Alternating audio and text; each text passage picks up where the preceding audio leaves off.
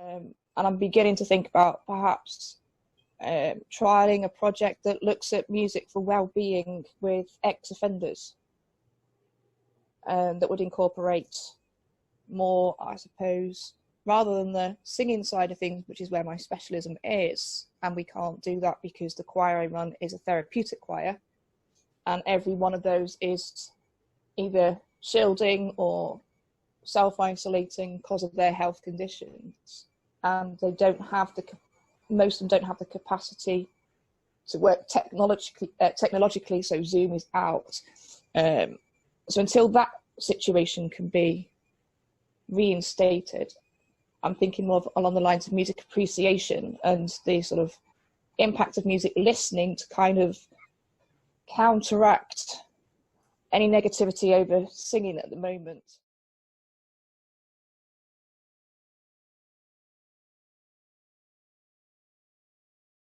But in the interim, last term, what we did was that we used an application called BandLab. And I don't know if anyone has come across it. There are 2 versions of it. You can just basically pick samples of pre-existing, pieces of music, and stick those into a recording log. So you sort of like put them, sequence them all as you see fit, and then you can add your own vocals or own instrumentation on top of that if you so like, or you can indeed record your own samples and stick them in there. Now the beauty of BandLab then is rather than just having Cubase, the thing is that people can then share it. So a group of people can then share the same sort of like, studio interface and add their own things or make their own arrangements of it, etc., etc.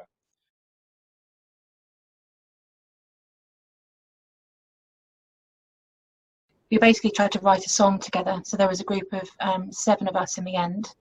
And we wrote a song about lockdown. So we went through 4 sessions online,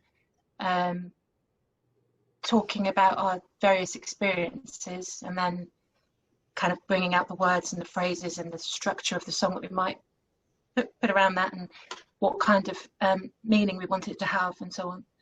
And then obviously there's a limit to what you can do online, so I then took all of that to polish up the song, create the lyrics and a basic melody, and then we worked on that again together, so everyone brought in their own ideas and instruments and things, and I put all that together in BandLab, in fact.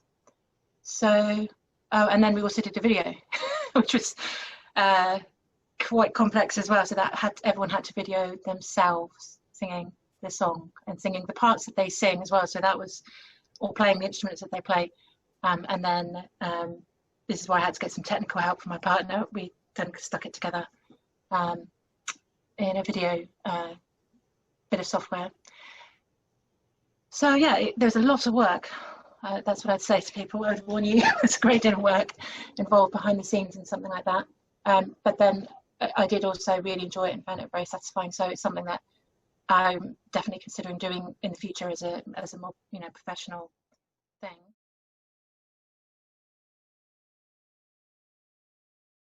I had to step up in some skills, so that's what I used. And it's not so much the singing that was a problem. It was more about the recording and really getting my head around that, and then passing on that information on to Amy. And I had to deal with some phobias there. And it was good for me in the sense that if I'm going to do things virtually, and a little similar to what Pete was saying, I'm going to have to work with other people's phobias and just learn what are those things that I haven't worked through. So that was very interesting, that I didn't sense would have come out of doing this little project.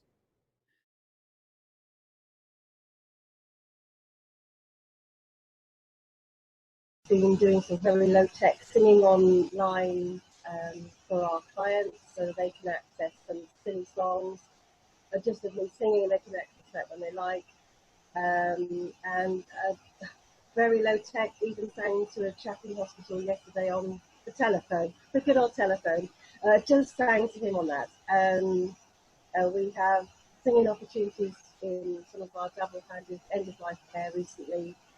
So that's all together on face to face at the moment.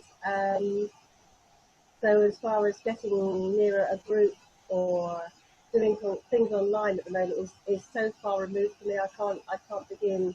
I don't have the energy.